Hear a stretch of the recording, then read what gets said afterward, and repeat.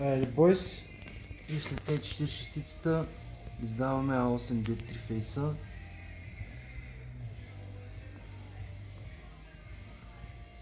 Така, тук имаме фарове, които бяха отварени. Премахнахме старите стъкла с люди, сложихме нови, апликирахме PPF, а отзад рефлектора зад лупата го сменихме с рециклиран. Заради един диод, глупата лампа къде свети, заради едно диодче се наложи да сменим и 10-те. Защото най-вероятно ще има разлика в цвета на диодчето и ще има разлика. Какви глупости говоря, аз вече не знам. Много е късно и ми се спи много, да ви кажа. Почистихме вътре каквото можахме, инсталацията изкърпихме. Общо взето преминахме на 12 волта заместителче. Ето кутията тук при мене. Преминахме на 70 ватови кружки вече. От възможни 35 вата, оригинално. И те мисля, че е добре. Между другото, тези фарове ще се слагат напреди фейса, а те нямат корнери. И човека ще си ги запали. Ще се смени лайт модула най-вероятно. Ще се прикара един-два кабела в повече до буксата на фаровете и би трябвало да стане работа.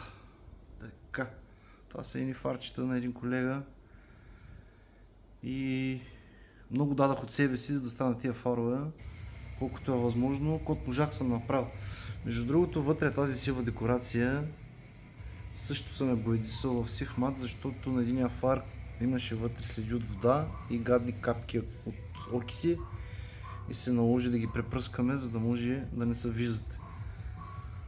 Тази декорация, която е хром никеловата, колкото можахме я спасихме, така че това е положението ми. Екстра. Сега поне ще вижда и визията е горе-долу задоволителна. Фаровете са здрави, така че ще им се радва дълго време. Много обичах на времето да ги правя тия A8-ци, A6-ци, но за жал започват да изчезват, защото дъртеят и на тяхно място идват по-новичките. A6, C7. През последните 4 месеца сме направили поне 15, 16, около 16 броя някъде, комплекта. И все проблем с кондензирането. Влиза вода вътре. A8-ци наскоро не са идвали при мене, но повечето са A6, C7 и разни BMW-та. Тук е някаква хондичка, някой Nissan ще направим. Така че това е положението. Там е, като говорихме за 6C7, ето ги, чакат си слюдите. Клиентът каза, че той си ги купи, аз му казах, че няма никакви проблеми.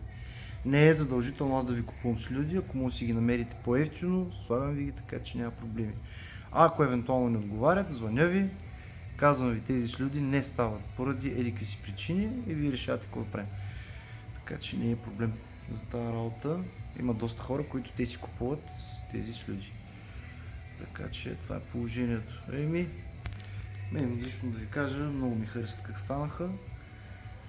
И утре в понеделник или вторник ги изпращаме. Лека вечер и успешна седмица ви пожелаваме. То и то от нас. Другата седмица ще видим какво имаме за работа.